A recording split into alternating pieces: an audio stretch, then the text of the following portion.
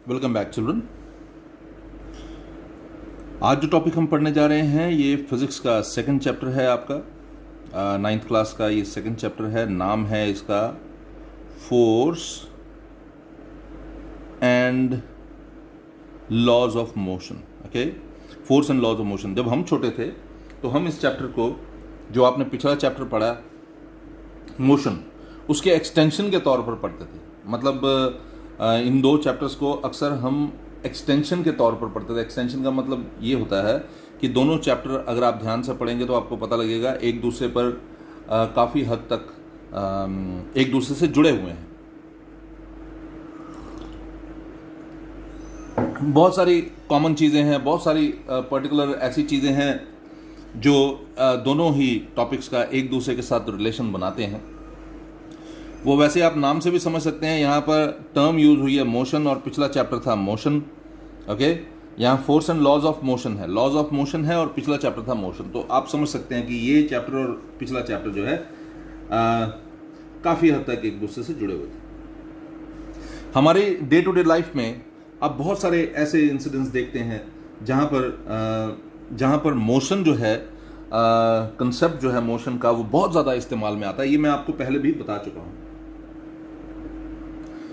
और बहुत सारी ऐसी चीज़ें आप देखते हैं जहाँ पर आप देखते हैं कि एक बॉडी मोशन में है, उसको रोकना पड़ता है फोर्स लगाकर। एक बॉडी रेस्ट पर है, उसको चलाना पड़ता है। उसकी स्टेट ऑफ रेस्ट को ख़त्म करना हो तो उसको मूवमेंट में लाना पड़ता है। उसकी डायरेक्शन चेंज करना, उसकी शेप चेंज करना, ये बहुत ही कॉमन फिनोमेना है, हमारे डे टू डे लाइफ का एक कॉमन फिनोमेना है। तो इन सब कॉमन फिनोमेना में एक चीज़ बहुत ज़्यादा, एक टर्म बहुत ज्यादा इस्तेमाल में आती है और वो टर्म है फोर्स। मैं एग्जाम्पल देकर बात समझाता हूं, आप ध्यान से समझिएगा। फॉर एग्जाम्पल, एक गाड़ी जो है अपनी जगह पर खड़ी है, या एक गाड़ी जो है वो मूव कर रही है, खड़ी है या मूव कर रही है। मतलब a body is at a state of rest, a body is at a state of rest and if you want to make it move, if you want to make it change its position, then you have to apply some force. You have to apply some force, है ना। अगर बाहर cycle खड़ी है, आप चाहते हैं कि वो अपनी पोजीशन चेंज करे, तो साइकिल की पोजीशन को चेंज करने के लिए, या कोई टॉय है वो अपनी जगह पर पड़ा हुआ है, आप चाहते हैं कि वो अपनी पोजीशन को चेंज करे, then you have to apply some force. Okay, suppose we have a point A, it's the position of a bicycle, and you want to bring it to position B, then you have to apply some force ताकि वो move करे और यहां से यहां move कर जाए। तो ये है मूवमेंट, इसी को हम मोशन कहते हैं ना, हमने पिछले चैप्टर में पढ़ा, इसी को हम मोशन कहते हैं। तो ए पोजीशन पर जो साइकिल थी या जो टॉय था या जो भी बॉडी थी, उसको बी पोजीशन पे लाने के लिए आपको what you did, you applied force. Okay, so दूसरी बात ये था, मैं फोर्स का कंसेप्ट अभी डेफिनेशन आपको बताऊंगा, लेकिन उससे पहले कुछ चीजें आपको बता रहा हूं, आप उसको ध्यान से समझिएगा। So a force can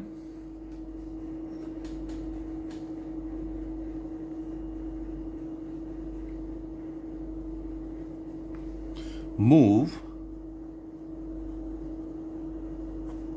a stationary body. So a force can move a stationary body. तो एक बॉडी अगर रेस्ट पर है, उसको मूव करना जो है फोर्स के लिए बड़ा आसान है। Second, now body is in motion. Suppose a body is in motion, एक बॉडी जो है मूव कर रही है। Now you want to make it to come at rest, आप चाहते हैं कि वो रुक जाए। So you have to apply some force. A force can stop a moving body, it can stop a moving body. So third point, एक body अगर rest पर है, उसको मोशन में लाने का काम फोर्स का है। एक बॉडी मोशन में है, उसको रेस्ट पे लाने का काम भी फोर्स का है। ठीक है ना। तो फोर्स जो है it can move a stationary body, it can stop a moving body. दोनों बातें हैं. चलते हैं थोड़ा सा आगे. आप सपोज करिए एक बॉडी जो है, एक साइकिल आप चला रहे हैं, हाँ, अब सामने दीवार है और आपको उसकी डायरेक्शन चेंज करनी है, तो you have to apply some force. You want to move to move to left. आपको लेफ्ट को मूव करना है, आपको फोर्स लगानी पड़ेगी, है ना. आप उसके, अब ये सपोज करिए बाइसाइकिल का हैंडल है, ये बाइसाइकिल का हैंडल है, ओके, ये बाइसाइकिल का हैंडल है. आपको लेफ्ट की तरफ मुड़ना है, तो आपको इसके राइट वाले उसके ऊपर हैंडल के ऊपर आपको फोर्स लगाना है इस तरफ. अगर आपको राइट की तरफ मुड़ना है, तो लेफ्ट वाले हैंडल की तरफ आपने फोर्स लगाना है इस तरफ, है ना. इसी तरह से मूवमेंट होती है ना. तो force can change the direction of the body. Okay, a body in motion, force can change the direction of the body. Fourth point, force can increase or decrease speed. Force can change speed. Force जो है वो speed को भी change कर सकता है. कैसे? Force कैसे speed को change कर सकता है? आप पैडल कर रहे हैं आहिस्ता आहिस्ता, ठीक है. अगर ज़्यादा पैडल करेंगे, ज़्यादा फोर्स लगाकर पैडल करेंगे, तो आपको पता है गाड़ी की स्पीड जो है वो चेंज हो जाएगी, बढ़ जाएगी. अगर आप आहिस्ता आहिस्ता करेंगे, एक प्लेन सरफेस के ऊपर आहिस्ता पैडल करेंगे, तो गाड़ी की स्पीड जो है वो कम रहेगी. फिफ्थ, एक और चीज़ मैं आपको बताता हूँ. हमारे घरों में डे टू डे लाइफ में ऐसा होता है, हम घर में जब रोटी बनाते हैं तो डो का एक छोटा सा बॉल लेते हैं, और है ना, ये सपोज करिए डो का बॉल है, इसके ऊपर फोर्स लगाते हैं और ये बिल्कुल फ्लैट हो जाता है. या आप घरों में क्ले का यूज करते हैं, आपको पता है, आपने सुना होगा, बच्चे आजकल क्ले का यूज करते हैं. क्ले के ऊपर आप थोड़ा सा फोर्स लगाते हैं, उसकी शेप चेंज हो जाती है. ठीक है जी. आप देखेंगे कि क्ले जो है उसकी शेप चेंज हो जाएगी अगर आप उसके ऊपर थोड़ा सा फोर्स लगाएंगे, साइज भी चेंज हो जाएगा. ठीक है. So, force can change shape and size of a body. कितने सारे काम कर रहा है फोर्स. देखिए, force can move a stationary body, force can a stationary body. It can change the direction of the body. हाँ, एक बॉडी जो है नॉर्थ की तरफ जा रही होगी, आप नॉर्थ की तरफ जाने वाली बॉडी जो है उसको फोर्स लगाएंगे और आप उसको ईस्ट की तरफ मोड़ देंगे.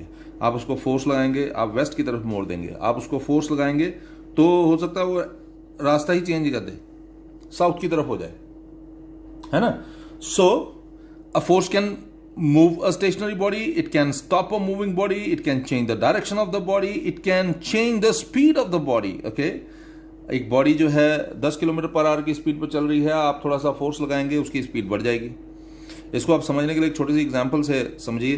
आप आराम से साइकिल चला रहे हैं और पीछे से आपके पिताजी जो हैं, जब आपको सिखा रहे हैं साइकिल, तो वो हल्का सा पुश करते हैं और आपकी साइकिल की स्पीड जो है बढ़ जाती है. या आपका बड़ा भाई जो ऐसा करता है, आपकी साइकिल की स्पीड बढ़ जाती है. या कोई भी जो आपको सिखा रहा होता है वो इस तरह से पुश करता है और आपकी साइकिल की स्पीड बढ़ जाती है. ठीक है जी. So force can change the direction, force can change the speed, and force can even change the shape and size of a body. Okay? इसके लिए मैंने आपको एग्जाम्पल दिया कि घर में जब आपके घर में रोटी बनती है या पूड़ी बनती है, आप वो जो डो होता है उसके छोटे से एक बॉल लेते हैं और उसके ऊपर फोर्स लगाते हैं और उसकी शेप को चेंज कर देते हैं. ऐसा होता है. और दूसरा, आपको पता है, force can change the size of a body, it can even change the size of a body. आप उसकी साइज को भी चेंज कर सकते हैं फोर्स लगाकर. तो फोर्स कितने जबरदस्त काम कर रहा है, इतने जबरदस्त काम कर रहा है. तो फोर्स एक्चुअली है क्या है? It is an action. ठीक है. और ये जो है उसी एक्शन के इंपैक्ट हैं. ये सब चीजें जो हो रही हैं, ये किसके कारण हो रही हैं? फोर्स के कारण हो रही है. यहां पर एक चीज कॉमन है, force. Force, force, a force. Okay, a force, a force. तो ये सारी चीजें जो है फोर्स के कारण हो रही है। तो आप देखें तो फोर्स है क्या है? Force is any action which causes pull, push, hit on a body is called force. ठीक है, so any action which causes pull, push, hit on a body is called force. और ये सारी चीजें जो हैं ये फोर्स के इंपैक्ट हैं, इफेक्ट ऑफ फोर्स। किसी बॉडी के ऊपर फोर्स का क्या इफेक्ट होता है? वो ये इफेक्ट होता है कि if it is at rest it will come into motion. If it is in motion, it will come to rest. Okay, it will come to rest. If it is moving north, we can make it move to east or west, okay, or south. A force can change the speed, a force can change the shape and size of the body too. तो force जो है उसके बारे में जब हम पढ़ रहे हैं तो मैं आपको बताऊं,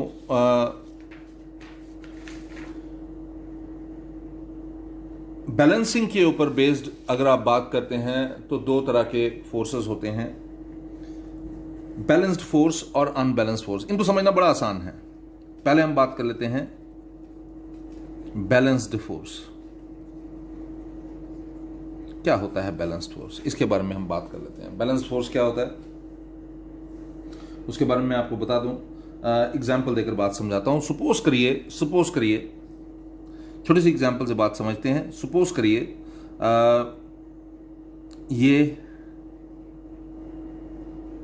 एक बॉडी है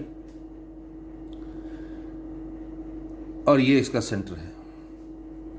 यहां से फोर्स लगाई जा रही है इस तरफ और यहां से फोर्स लगाई जा रही है इस तरफ। मतलब सपोज करिए मैं इसको यहां पर खींच रहा हूं, एक बॉडी ए जो है उसको यहां पर खींच रही है और दूसरी बॉडी बी जो है उसको यहां पर खींच रही है।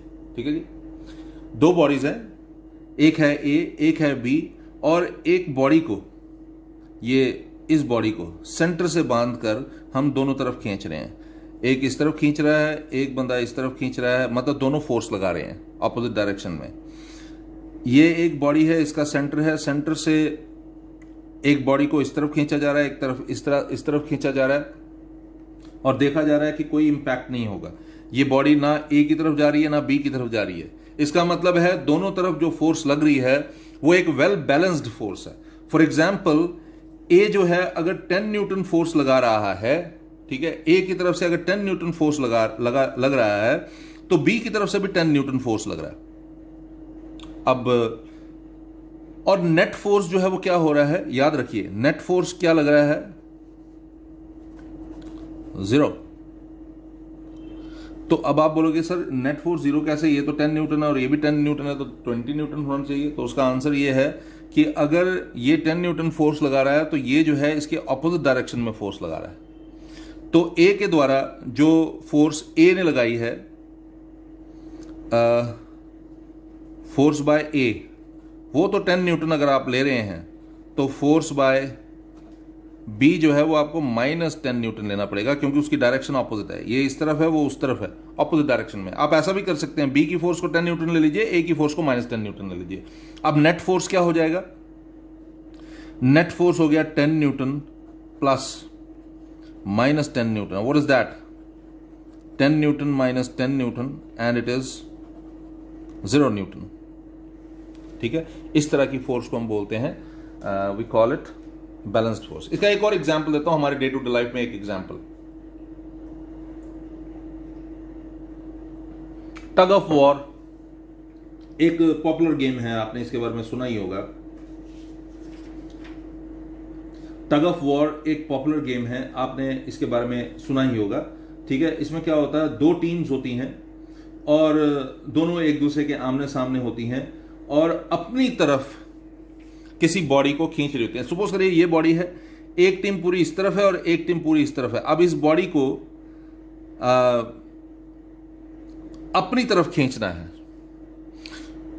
तो अगर ये दोनों टीम्स इस बॉडी को अपनी तरफ नहीं खींच पा रहे हैं तो उसका रीजन होता है दोनों की तरफ से लगने वाली फोर्सेस जो है वो बैलेंस्ड फोर्सेस हैं। कैसी फोर्सेस हैं, बैलेंस्ड फोर्सेस है।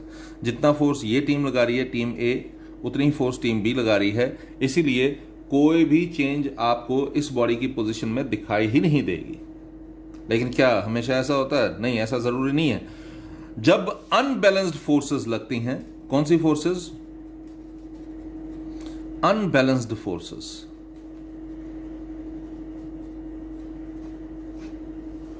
जब फोर्सेस अनबैलेंस्ड होती हैं, जब फोर्सेस बैलेंस्ड नहीं होती, तो उस समय ऐसा नहीं होता। ये तो हमारे डे टू डे लाइफ का काम है ना। मैं आपको बताऊं बैलेंस्ड फोर्सेस और अनबैलेंस्ड फोर्सेस के, मैं आपको डे टू डे लाइफ की और बड़ी एग्जांपल दे सकता हूं।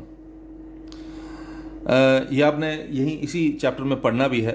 सपोज करिए आप दीवार के ऊपर जोर लगा रहे हैं, तो एक हमने इस टॉपिक में पढ़ना है कि जितना फोर्स हम सामने वाली बॉडी पर लगाते हैं, तो ऐसा नहीं होता कि वो बॉडी हम पर फोर्स नहीं लगा रही होती, वो भी हम पर फोर्स लगा रही होती है। तो जैसे दीवार पर आप फोर्स लगाते हो तो दीवार हम पर फोर्स लगाती है। अब ऐसा बोलेंगे सर वो तो नॉन लिविंग है, ऐसा कैसे होता है? पर साइंस में ऐसा माना जाता है, to every action there is an equal and opposite reaction, जो एक लॉ है वो हमने इसी में पढ़ना है। तो अगर कहने का मतलब यह है, अगर मैं दीवार के ऊपर फोर्स लगाता हूं तो दीवार भी मेरे पर फोर्स लगाती है। मैं दीवार पर फोर्स लगाता हूं, दीवार मेरे पर फोर्स लगाती है, इसीलिए दीवार अपनी जगह से हिलती नहीं है। ठीक है ना, क्योंकि वो दोनों फोर्सेस बराबर होती हैं। ऐसे ही सपोज करिए मेरी और आपकी लड़ाई में मैं आपके ऊपर फोर्स लगाता हूं, आप मेरे पर फोर्स लगाते हैं, और हम दोनों एक दूसरे को हिला नहीं पाते, तो उसका मतलब यह है कि हम दोनों जो फोर्सेस लगा रहे हैं वो बैलेंस फोर्सेस हैं। हालांकि इसमें बहुत सारे और कंडीशंस भी होते हैं, लेकिन हम उन कंडीशंस के चक्कर में नहीं पड़ेंगे। हम सिंपल सी लैंग्वेज में बात समझाने के लिए सीधी सादी बात करेंगे। ठीक है, तो दूसरी बात करते हैं अनबैलेंस्ड फोर्सेस में। अनबैलेंस्ड फोर्सेस में आप वो फोर्सेस ले लीजिए, एक टीम ए एक team B, tug of war में दोनों एक दूसरे के तरफ खींच रहे इस बॉडी को, और फिर सपोज करिए टीम बी जो है जीत जाती है। जब वो अपनी तरफ खींचता है तो वो पूरी की पूरी टीम ए को अपनी तरफ खींच लेती है, इतना ज्यादा जोर लगा रही है। ठीक है, तो हम कहते हैं कि ये फोर्स बैलेंस फोर्स नहीं हो सकती। क्यों नहीं हो सकती? क्योंकि यहां पर एक जो है वो डोमिनेंट है, एक की तरफ से लगाया जाने वाला फोर्स जो है वो डोमिनेंट है, उसका इंपैक्ट हमें दिखाई दे रहा है। यहां पर कोई इंपैक्ट दिखाई नहीं दे रहा था। ए बी इस पर फोर्स लगा रहा था इस बॉडी एक्स के ऊपर, बी भी जो है इस बॉडी एक्स के ऊपर फोर्स लगा रहा था, और एक्स अपनी पोजीशन पर बना हुआ था, कोई चेंज नहीं आ रहा था। लेकिन अनबैलेंस फोर्सेस में ऐसा नहीं होगा। आप देखेंगे बी अपनी तरफ खींच रहा है, ए अपनी तरफ खींच रहा है, और देखेंगे कि बी जो है उसने इतना जोर लगाया, इतना ज्यादा फोर्स लगाया कि ये एक्स जो है उसकी तरफ चला गया। तो ये अनबैलेंस फोर्स है। टग ऑफ वॉर बी जो है वो जीत गई। अब डे टू डे लाइफ में भी बहुत सारी ऐसी वो है एग्जाम्पल्स हैं। फिर वही एग्जाम्पल लेते हैं, मेरे और आपके झगड़े में मैं आप पर फोर्स लगा रहा हूं, आप मुझ पर फोर्स लगा रहे हैं। ठीक है, और मैं तो सिंस कमजोर हूं, ठीक है, आप बलवान हैं, तो आपने जो मुझ पर फोर्स लगाया उसके कारण मैं गिर गया। तो ये है अनबैलेंस्ड फोर्स। मेरी फोर्स कम थी और आपकी फोर्स ज्यादा थी, इसीलिए मुझ पर उसका असर जो है वो दिखाई दिया, मैं गिर गया। ठीक है जी, तो अनबैलेंस्ड फोर्सेस। और बहुत सारी एग्जांपल आप देख सकते हैं। एक बड़ी सी अलमीरा है, आप उसके ऊपर आप उसको उसकी पोजीशन चेंज करना चाहते हैं, या ये हमारे डे टू डे लाइफ में ये चीज़ें होती रहती हैं। हम अपने बेड जो है जहां लगा होता है उसकी पोजीशन चेंज करना चाहते हैं, जोर लगा रहे हैं और वो अपनी जगह से हट नहीं रहा, तो वो बैलेंस्ड फोर्स है। जो मैं फोर्स लगा रहा हूं उतना ही फोर्स वो मुझ पर लगा रहा है, इसलिए बैलेंस्ड फोर्स है। ठीक है ना।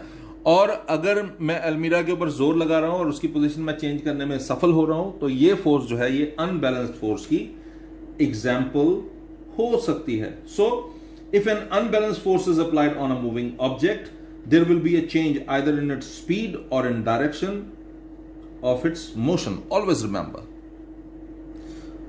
what happens in case of an unbalanced force. What happens in the case of an unbalanced force? If an unbalanced force is applied on a moving object, there will be a change either its speed increases, okay, or in the direction of its motion, or the direction of its motion changes. ठीक है, so हम कह सकते हैं thus to accelerate the motion of an object and unbalanced forces. So unbalanced force की जरूरत होती है to एक्सेलरेट अ बॉडी।